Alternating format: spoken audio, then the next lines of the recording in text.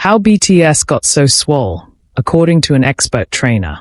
With enough album sales and Spotify streams to earn K-pop megagroup BTS a spot in the Guinness World Records Hall of Fame, it's hard to imagine how the record-breaking collective could get any bigger than they already are.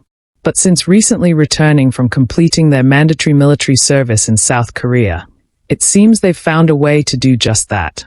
In a YouTube vlog posted this week by the group's personal trainer, Ma Sun-ho, we get a glimpse into how the group has been training, and an opportunity to figure out how its members got, well, extremely swole. To lead our exercise in fast turnaround fitness forensics, we enlisted the expertise of celebrity trainer Kirk Myers, the founder of A-list Sweat Spot Dog Pound and a man with no shortage of experience training megastars like Tom Holland, Jacob Elordi, Patrick Schwarzenegger, and, oh yes, Taylor Swift. With Myers' help, here's everything we learned from BTS workout, and how you can use it to pack on a few pounds of muscle of your own. Lift until you can't.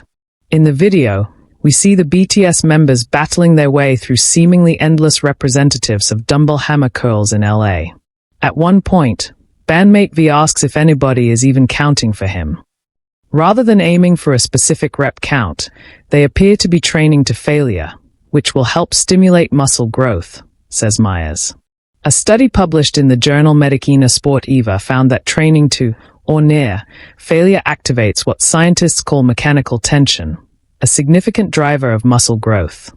You can identify mechanical tension by the natural slowing of representatives as your muscles fatigue. Trainers call these effective representatives. And even when the BTS members can't manage one more rep, Ho keeps the set going, helping to lightly nudge the dumbbells up. Not only are they going to failure, but they are doing what's called forced representatives, Myers says.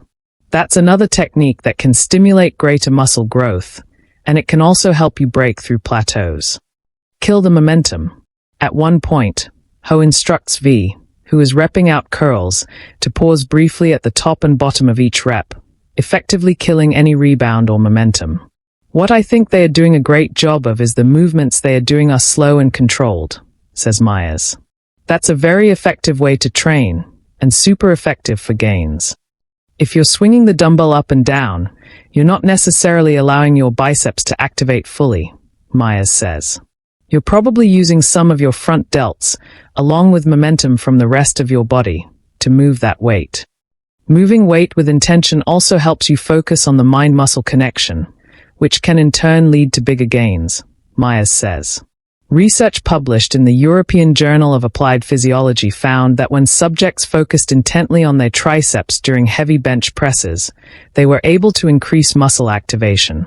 Rage with the machines. Throughout the video, we see the bandmates working out using a pretty even mix of free weights and machines.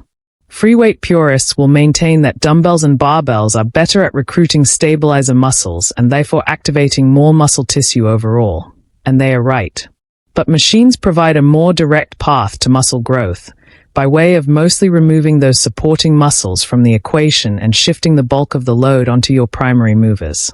Machines help to keep your form in check, and you can really laser focus on the muscle you're trying to target, says Myers.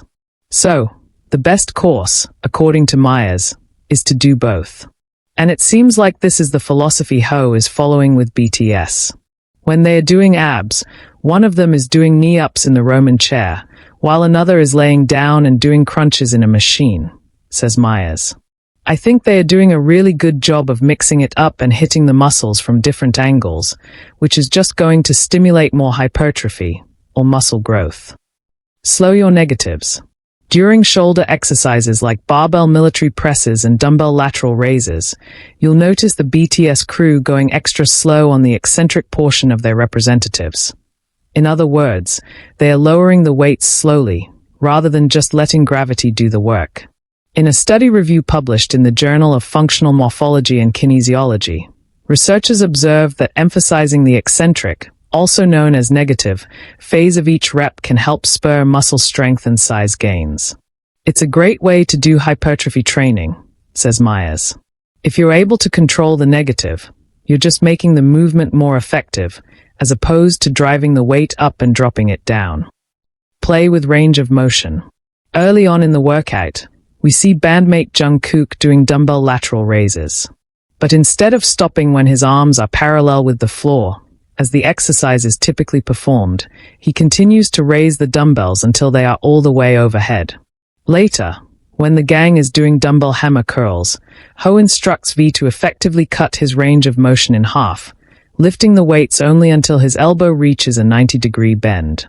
It's kind of the theory behind doing 21s, says Myers, referencing the old-school bodybuilding exercise where you do a 21-rep set of biceps curls, focusing on the lower range of motion for the first 7 representatives, the upper range for the next 7, and then the full range for the remainder. It's just about doing a familiar movement differently and hitting it from different angles, he says. As for the extra range on the lateral raises, some people would probably say that's harder on your shoulders and you could get injured. But I'm sure there's a reason they are doing it, especially if you don't have any shoulder injuries and you can do that full range of motion, Myers says. After all, Arnold Schwarzenegger famously took his shoulder raises all the way up, too. Get the band together. I also think it's great that they are working out as a group, says Myers, who encourages people to train with a workout buddy, or 6, whenever possible.